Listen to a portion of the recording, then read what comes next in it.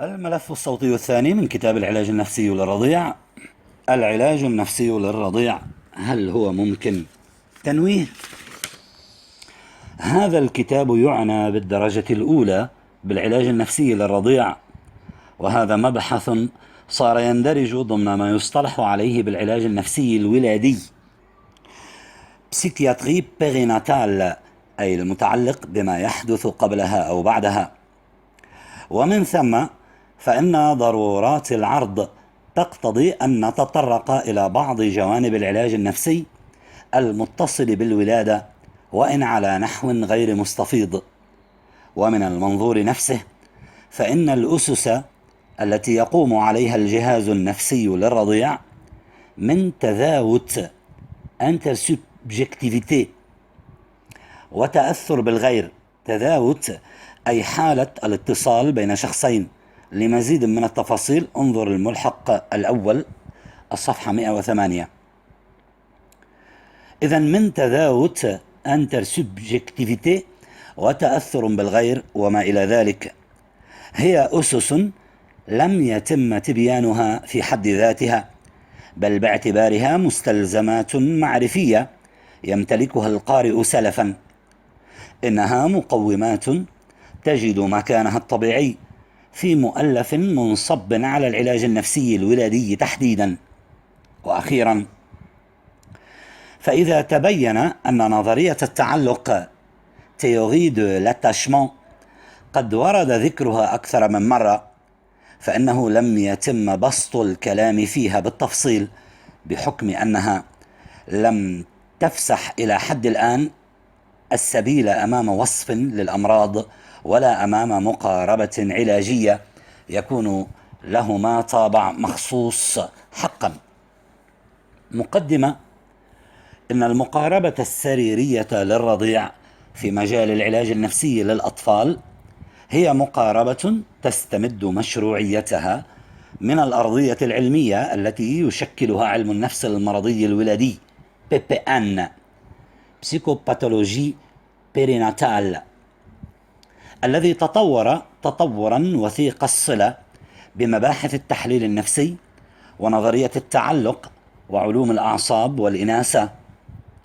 فخلال السبعينات من القرن الماضي برز علم النفس المرضي المتصل بالولادة، انظر بينوني وجولز عام 2003، ضمن المشهد الصحي والاجتماعي الخاص بالطفولة المبكرة.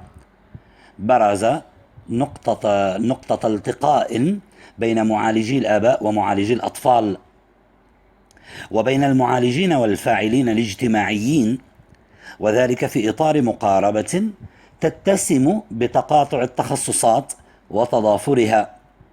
فعلى صعيد الشخص الراشد، قادت المعاينة السريرية الأطباء النفسانيين إلى أن يقفوا على جوانب من الطفولة التي عاشها مرضاهم، وهو ما يسمى بإعادة بناء الرضيع.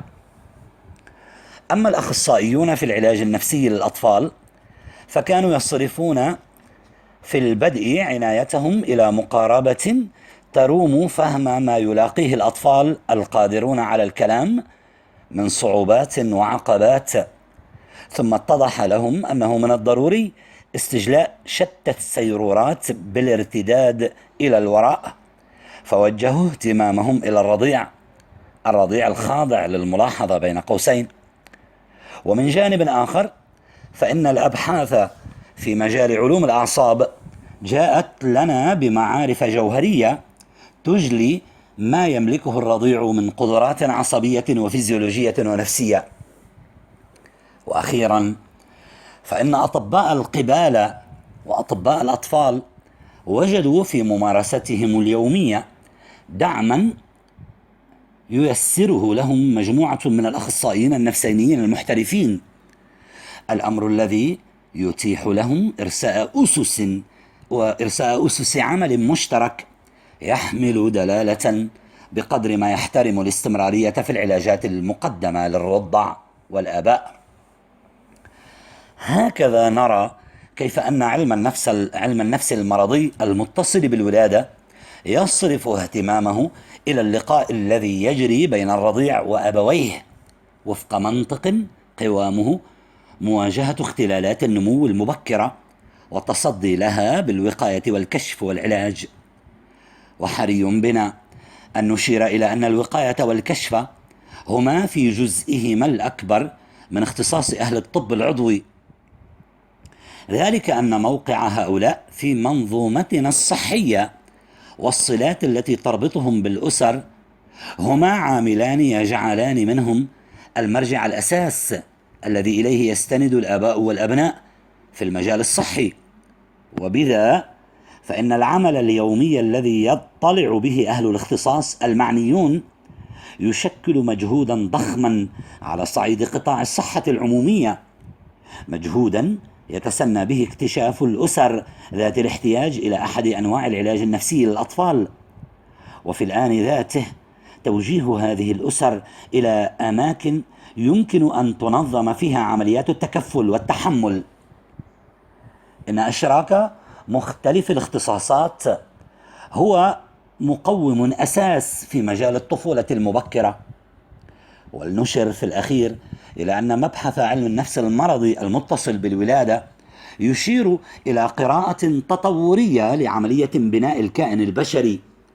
إن هذا الحقل الإبستمولوجي الشاسع ييسر التعامل مع ذلك التعقيد الفائق الذي يسم نمو الرضيع البشري، وهو يفرض علينا أيضا تحري الدقة والصرامة في ملاحظة كل رضيع من جهة فرادته الجسدية النفسية، وملاحظة الموقع الذي يحتله في أسرته وفي نفسية أبويه، وكذا ملاحظة نمط اشتغالهما الذهني وما ينخرطان فيه من تفاعلات يشكلان أحد طرفيها.